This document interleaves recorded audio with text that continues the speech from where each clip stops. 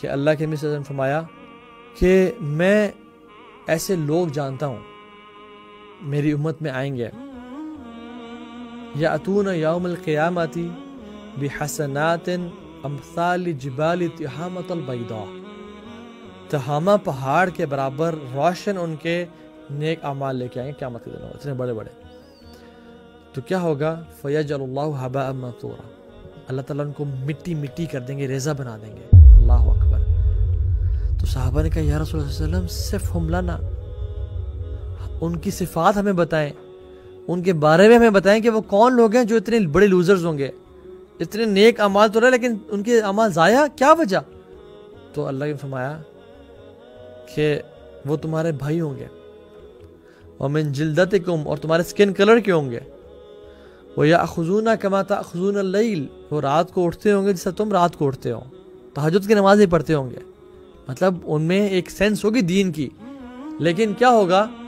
وَإِذَا خَلَوْا بِمَحَارِمِ اللَّهِ تَعَالَى انتهكوها، جب وہ اکیلے ہوتے ہوں گے تو اللہ تعالیٰ کی حدود کو پامال کرتے ہوں گے، جو کام اللہ تعالیٰ کو پسند نہیں ہے وہ کرتے ہوں گے.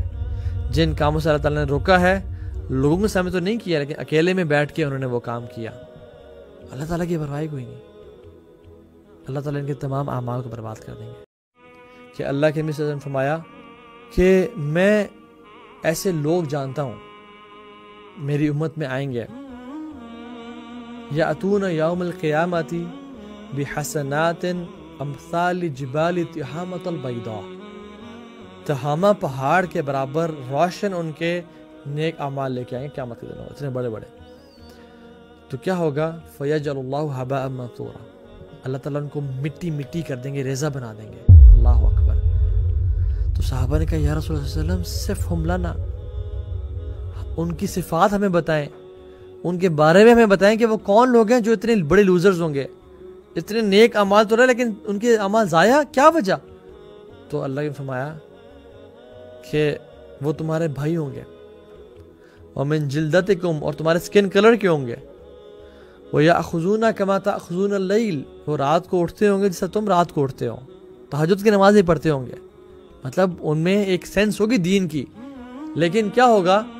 وَإِذَا خَلَوْا بِمَحَارِمِ اللَّهِ تَعَالَى انتهكوها، جب وہ اکیلے ہوتے ہوں گے تو اللہ تعالیٰ کی حدود کو پامال کرتے ہوں گے، جو کام اللہ تعالیٰ کو پسند نہیں ہے وہ کرتے ہوں گے. جن کاموں سے اللہ تعالیٰ نے روکا ہے لوگوں کے سامنے تو نہیں کیا، لیکن اکیلے میں بیٹھ کے انہوں نے وہ کام کیا، اللہ تعالیٰ کی پرواہ کوئی نہیں.